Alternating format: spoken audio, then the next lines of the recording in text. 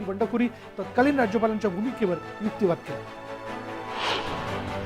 निवडणूक आयोगाने शिवसेना पक्षाचं नाव आणि धनुष्यबाण चिन्ह शिंदे गटाला देण्याच्या निर्णयाविरोधात उद्धव ठाकरेंनी दाखल केलेल्या याचिकेवर सुप्रीम कोर्टात सुनावणी झाली। निवडणूक आयोगाने दिलेल्या निर्णयाला स्थगिती देण्यास कोर्टाने मात्र नकार दिलाय। दरम्यान पक्ष आणि चिन्ह याबाबतची पुढील सुनावणी ही 17 मार्चला होणार आहे।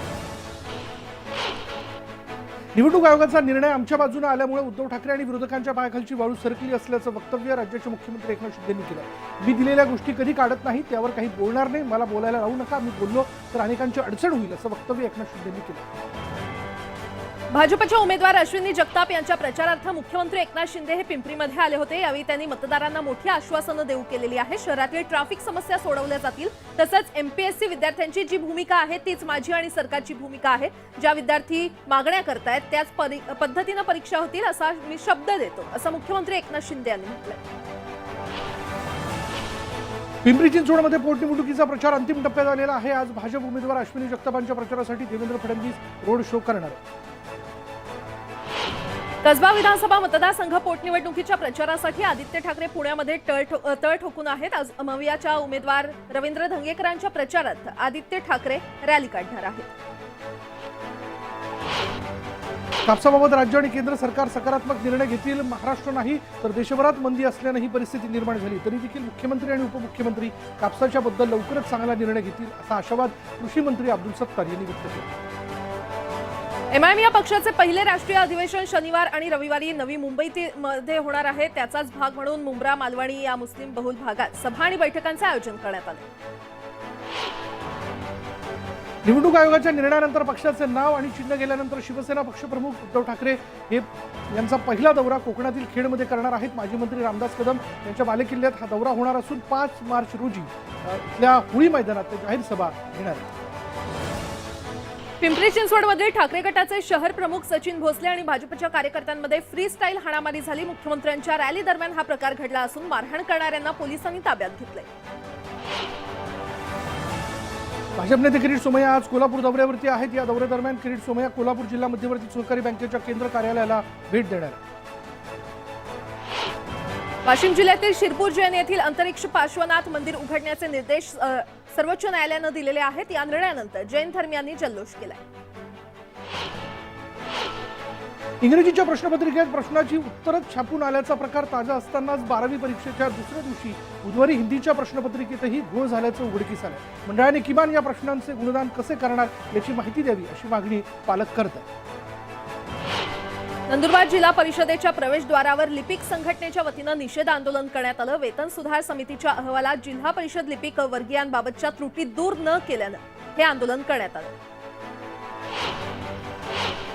परभणी जिल्ह्यातील 306 ग्रामपंचायत सदस्यांना चौकशीला हजर राहण्याचे आदेश जिल्हा प्रशासनाने दिलेत। वैध जात प्रमाणपत्र सादर न केल्यामुळे प्रशासनाने हे आदेश काढले। एमपीएससीच्या विद्यार्थ्यांचं शिष्टमंडळ आज संध्याकाळी 5 वाजता शरद पवारांसह मुख्यमंत्री एकनाथ शिंदेंना मुंबईमध्ये सह्याद्री अतिथीगृहात भेटणार आहे। एमपीएससीच्या परीक्षा जुन्याच अभ्यासक्रमानुसार घेण्यात याव्यात आणि नवीन अभ्यासक्रम 2025 पासून लागू करावा यासाठी पुण्यातील झाशीची राणी लक्ष्मीबाई चौकात गेल्या 3 दिवसांपासून विद्यार्थ्यांचं आंदोलन सुरू होतं। राज्यातील 16 जिल्ह्यांमधील अंगणवाडी सेविका आणि मदतनीस गेल्या 3 दिवसांपासून संपावरती आहेत। काही जिल्ह्यांमधील अंगणवाडी सेविका आजपासून संपावरती जाणार आहेत। मानधनवाढीसह विविध मागण्यांसाठी संप पुकारण्यात आला। नवाब मलिक यांच्या जामिनावर आज सुनावणी होणार आहे। दरम्यान मलिकांना कोणताही गंभीर आजार झाला नसून त्यांची जामिनासाठीची याचिका फेटाळून लावण्याची मागणी ईडीने केली आहे। कथित मनी लॉन्ड्रिंग प्रकरणी छगन भुजबळांसह 52 आरोपींनी कोर्टात निर्दोष मुक्ततेसाठी याचिका केली आहे। या याचिकेवर विशेष पीएमएलए कोर्टात सुनावणी होणार आहे। अभिनेत्री तुनिशा शर्मा आत्महत्या प्रकरणी शिजान खाननं गुन्हा रद्द करण्यासाठी दाखल केलेल्या याचिकेवर आज सुनावणी होणार आहे। तुनिशाच्या आत्महत्येला जबाबदार धरून शिजानवर गुन्हा दाखल करण्यात आला असून शिजान सध्या अटकेत आहे। मुंबईतील आरे कॉलनीत वसलेल्या मेट्रो कारशेडसाठी 84 झाडं कापण्याची परवानगी देण्यात आली होती, मात्र एमएमआरडीएकडून 177 झाडं कापण्यासाठी वृक्ष प्राधिकरणाकडे परवानगी मागण्यात आली आहे। यावर पर्यावरण प्रेमींनी नाराजी व्यक्त केली असून या संदर्भात मुंबई हायकोर्टात जनहित याचिका दाखल करण्यात आली आहे। त्यावर आज सुनावणी होईल। शिवेगाळ केल्याच्या रागातून एका कुटुंबावर जीवघेणा हल्ला करण्यात आलाय। अंबरनाथ तालुक्यातील काकडवाल गावात ही घटना घडली आहे। यात 5 जण गंभीर जखमी झाले असून या प्रकरणी एकाला अटक करण्यात आली। बेळगावमधल्या वरण गावात गावठी पिस्तूल बाळगणाऱ्याला अटक करण्यात आली आहे. त्याच्याकडनं गावठी पिस्तूलसह 2 जिवंत काडतुसं जप्त करण्यात आली. सदर आरोपी परिसरात दहशत माजवत असल्याची तक्रार आल्यानंतर पोलिसांनी ही कारवाई केली. मुलानेच आपल्या वडिलांची हत्या केल्याची धक्कादायक घटना डोंबिवलीच्या खांबाळपाडा भोईरवाडी परिसरात घडलेली आहे. वडिलांच्या सततच्या आजारपणाला कंटाळून वडिलांच्या डोक्यात दगड घालून आणि गळा चिरून त्यांची निर्घुण हत्या केली. या प्रकरणी पोलिसांनी आरोपीला अटक केली. परभणीमधील जायकवाडीच्या कॅनॉलमध्ये 35 वर्षीय व्यक्तीचा मृतदेह आढळल्यानं खळबळ उडाली. या घटनेची माहिती मिळताच पोलिसांनी घटनास्थळी धाव घेतली. मृत व्यक्तीची ओळख पटवण्याचं काम सुरू असून हा अपघात आहे की घातपात याचा तपास पोलीस करतात. मुंबईत महिनाभरात 3 सीएनजी बस जळून खाक झालेल्या आहेत. त्यामुळे बेस्टनं अशा 400 बस पूर्णपणे बंद करण्याचा निर्णय घेतलाय. बसमध्ये आवश्यक बदल आणि योग्य उपाययोजना करेपर्यंत या बस गाड्या बंद ठेवण्याचा निर्णय घेण्यात आला. बँकेच्या कर्मचाऱ्याने बँकेतच गळफास लावून आत्महत्या केल्याची घटना धुळ्यात घडली आहे. कर्जबाजारीपणाला कंटाळून त्याने हे टोकाचं पाऊल उचललं असल्याची माहिती मिळते. जळगाव जिल्ह्यातील पाचोरा इथे शिक्षकांच्या कार्यक्रमात आमदार किशोर पाटील यांच्या गायनानं उपस्थितांचं लक्ष वेधून घेतलं. त्यांनी गायलेल्या दिल आज शायर है या गाण्याला उपस्थितांनी भरभरून ताल दिली. कल्याण शहरातल्या महात्मा फुले पोलिसांनी नागरिकांना चोरी आणि गहाळ झालेले मोबाईल परत केले. जवळपास 5.5 लाख किमतीचे 44 मोबाईल नागरिकांना परत केले. 1% मेट्रो उपकराच्या माध्यमातून राज्य सरकारकडे जी रक्कम जमा झाली आहे त्यातील 400 कोटी रुपये नगर विकास विभागानं MMRDAला देण्याचा निर्णय घेतला. या निधीमुळे मुंबई आणि पुण्यातील मेट्रो प्रकल्पाला आर्थिक बळ मिळणार आहे. मुंबई नागपूर समृद्धी महामार्गावरून 2 महिन्यात 9.25 लाखांहून अधिक वाहनांनी प्रवास केला. तर लोकार्पणापासून आतापर्यंत टोल वसुलीच्या माध्यमातून महाराष्ट्र राज्य रस्ते विकास महामंडळाच्या तिजोरीत 62 कोटींची भर पडली.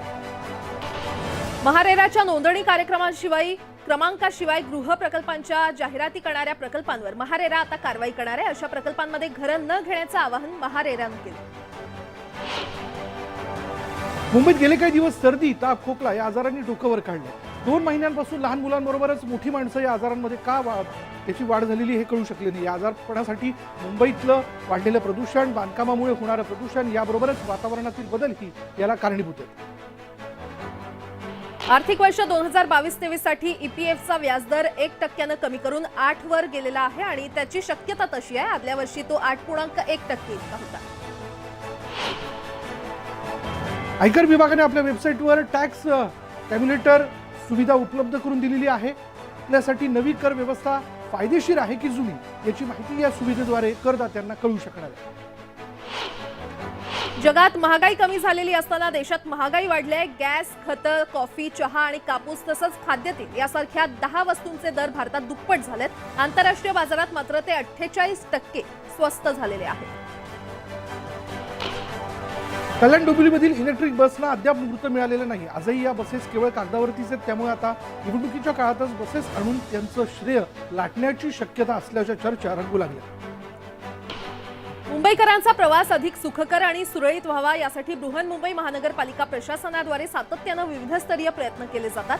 याच प्रयत्नांचा एक भाग म्हणून लवकरच तब्बल 5.56 किलोमीटर लांबीचा पूल अर्थात उन्नत मार्ग मुंबईकरांच्या सेवेत रुजू होणार आहे. दक्षिण मुंबईतील P. डिमेलो मार्गावरील ऑरेंज गेट ते ग्रँड रोड स्टेशनपर्यंत हा पूल असणार आहे.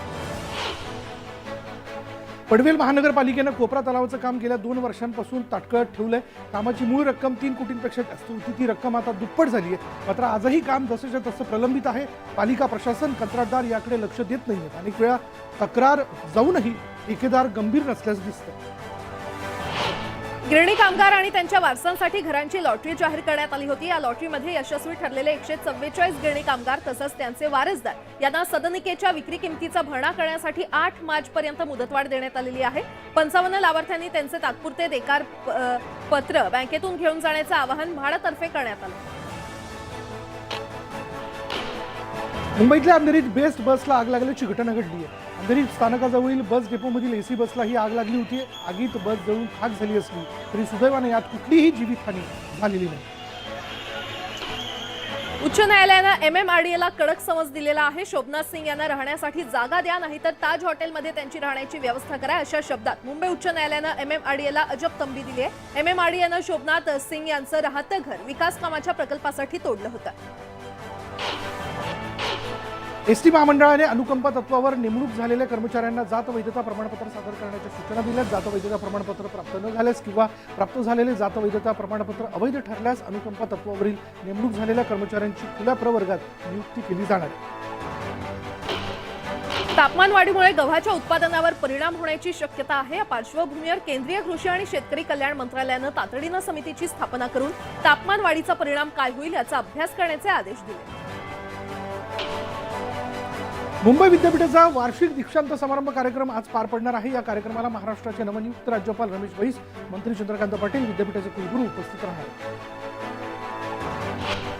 चंद्रपूर जिल्ह्यातील ताडोबा अंधारी व्याघ्र प्रकल्पाचा आज 28वा स्थापना दिवस आहे. दुपारी 12 वाजता वनमंत्री सुधीर मुनगंटीवार यांच्या अध्यक्षतेखाली हा स्थापना दिवस साजरा केला जाणार आहे.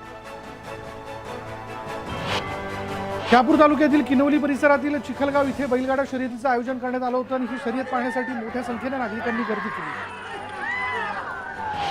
औरंगाबादमध्ये पालिकेच्या अतिक्रमण विभागानं मस्जिद परिसरातील 13 बेवारस चारचाकी वाहनं जप्त केलेली आहेत. विविध भागातून बॅनर, पोस्टर, हातगाड्या जप्त केल्यात. अतिक्रमणधारकांनी आपली अतिक्रमणं काढून घ्यावीत असं आवाहन मनपानं केलं. धुळे जिल्हाधिकारी कार्यालय ते बाफना शाळेपर्यंत रस्ता डांबरीकरण कामात मातीवरती डांबर टाकून काम आटोपल्याचा प्रकार ठेकेदार करत असल्याचा आरोप ठाकरे गटानं केला. या प्रकरणी ठेकेदारावर कारवाई करण्याची मागणी केली जाते. शेतकऱ्यांच्या प्रश्नावर काल स्वाभिमानी शेतकरी संघटनेनं राज्यभर आंदोलन केलं. स्वाभिमानीच्या कार्यकर्त्यांनी पंढरपूर सातारा मार्गावर आंदोलन करत मार्ग रोखून धरला होता. शेतकऱ्यांच्या विविध प्रश्नांसाठी स्वाभिमानी शेतकरी संघटनेच्या वतीने पंढरपूरच्या वेळापूरमध्ये आंदोलन करण्यात आलं. शेतकऱ्यांच्या विविध मागण्यांसाठी तालुका अध्यक्ष अजित बोरकर यांच्या नेतृत्वाखाली चक्काजाम आंदोलन करण्यात आलं. रत्नागिरी जिल्ह्यातील दापोलीमध्ये रोगापासून आंब्याच्या बागा वाचवण्यासाठी बागायतदारांची शेवटची धडपड सुरू आहे. हापूस आंब्याच्या पिकावर रोगाचा प्रादुर्भाव दिसून येतोय आणि त्यामुळे आंबा पिकावर फवारणी केली जाते. रत्नागिरी जिल्ह्यातील गेल्या काही दिवसांपासून अचानक उष्णतेत वाढ झालेली आणि त्यामुळे कलिंगडाची मागणी वाढली आहे. कलिंगड खरेदीला मागणी वाढल्यानं कलिंगडाचा भाव वधारला. बेकायदा मालमत्ता जमवल्याच्या आरोपाखाली एसीबीनं आमदार राजन साळवी यांची चौकशी केलेली आहे. तब्बल 7 तासांच्या चौकशीनंतर राजन साळवी एसीबी कार्यालयाबाहेर आले होते. गोव्याचे मुख्यमंत्री प्रमोद सावंत सोलापूर दौऱ्यावरती आलेले आहेत आणि यावेळी क्रेनच्या साह्यानं 200 किलोचा हार घालून त्यांचं जंगी स्वागत करण्यात आलं. प्रमोद सावंत यांचं भाजपनं स्वागत करण्याऐवजी शिवसेनेनं स्वागत केल्यानं चर्चांना उधाण आलेलं. भाजपच्या उमेदवार अश्विनी जगताप यांच्या प्रचारानिमित्त मुख्यमंत्री एकनाथ शिंदे यांच्या रोड शोचं आयोजन करण्यात आलं होतं. लक्ष्मण जगताप यांचं काम आणि सहानुभूतीची लाट आमचा विजय निश्चित करेल असा विश्वास महेश लांडगे यांनी व्यक्त केला. संजय राऊतांनी आपल्याला जीवे मारण्याची सुपारी देण्यात आल्याचा गंभीर आरोप केला होता. मात्र हा आरोप ऐक्यू माहितीवर केला असल्याची धक्कादायक माहिती आता समोर येते. आपल्यावर राजा ठाकूर हल्ला करणार तसंच शाई फेकणार अशी माहिती विश्वासू मित्राने दिली होती असं संजय राऊतांनी चौकशीत म्हटल्याचं समोर येतं. कसबा आणि पिंपरी चिंचवड पोटनिवडणुकीचा प्रचार शिगेला पोहोचलेला आहे. कसब्यातील भाजप उमेदवार हेमंत रासनेंच्या प्रचारार्थ मुख्यमंत्री एकनाथ शिंदे प्रचारात उतरले तर यावेळी भव्य रॅलीचं आयोजन करण्यात आलं होतं. मुख्यमंत्री एकनाथ शिंदेंच्या रॅलीवर अजित पवारांनी टीका केली. एखाद्या पोटनिवडणुकीच्या रिंगणात मुख्यमंत्र्यांचं रोड शो मध्ये उतरणं याआधी पाहिलं नव्हतं असं अजित पवारांनी म्हटलं. 2019 मध्ये राष्ट्रपती राजवटी मागे कोण होता आणि कुणाच्या सांगण्यावरून 2019 मध्ये राष्ट्रपती राजवट लागली असा थेट सवाल उपमुख्यमंत्री देवेंद्र फडणवीस यांनी पवारांना विचारलेला आहे. त्यामुळे आता पहाटेच्या शपथविधीचं गूढ आणखी वाढलंय. बोरिवली पूर्व भागातील अप्पासाहेब सिद्ध मार्गाचं काम मुंबई महानगरपालिका करत नसल्यामुळे ठाकरे पक्षाच्या कार्यकर्त्यांनी महानगरपालिका प्रशासनाच्या विरोधात आंदोलनाचा पवित्रा घेतला. यासोबतच इतरही काही महत्त्वाच्या बातम्या आपण पाहणार आहोत. तुर्तास एक छोटासा ब्रेक. पाहत रहा न्यूज 18 लोकमत.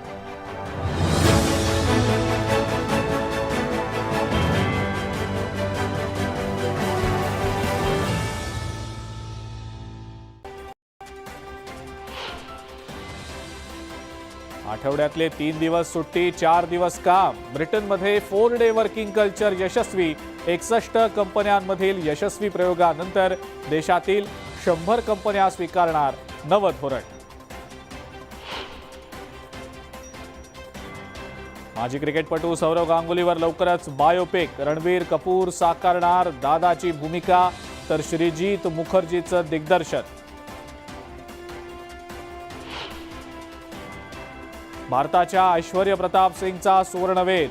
50 मीटर रायफल 3 पोझिशनमध्ये जिंकलं सुवर्ण पदक.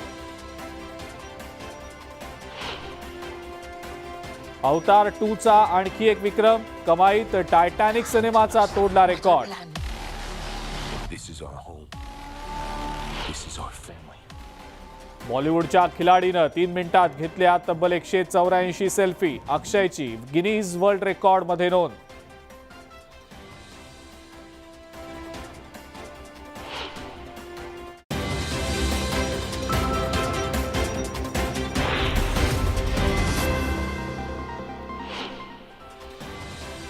कसब्यात भाजप उमेदवार हेमंत रासनेंसाठी मुख्यमंत्री एकनाथ शिंदे प्रचाराच्या मैदानात भव्य रॅलीचं आयोजन.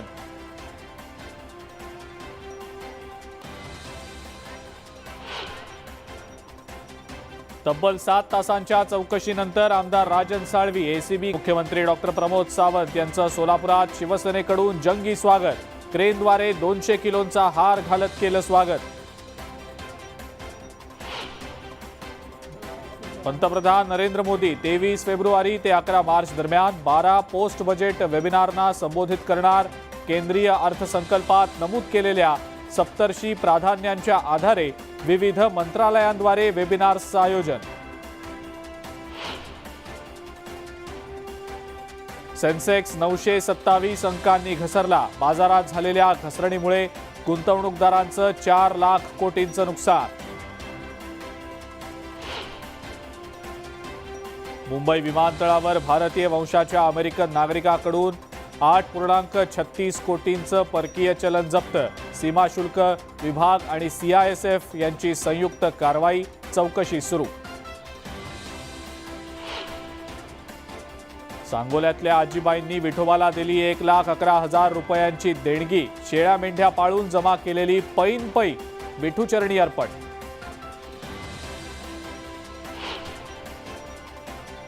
कुस्तीमध्ये पहिलं ऑलिम्पिक पदक मिळवून देणारे पैलवान खाशाबा जाधव यांचा प्रवास रुपेरी पडद्यावर येणार. चित्रपट निर्माते दिग्दर्शक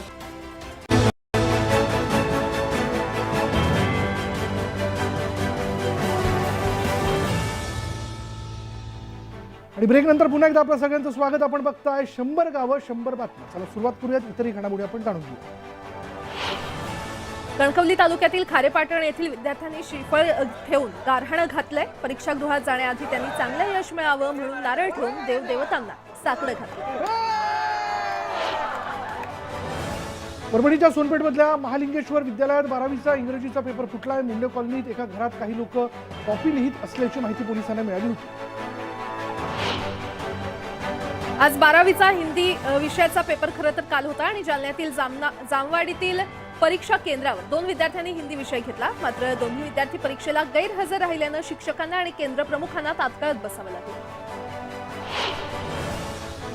शेतात काबाड कष्ट करून शेळ्या मेंढ्या विकून जमा केलेल्या पैशातून सांगोला तालुक्यातील शिवणे इथल्या 75 वर्षीय आजीने 1,11,000 रुपयांची देणगी विठोबाला दिली.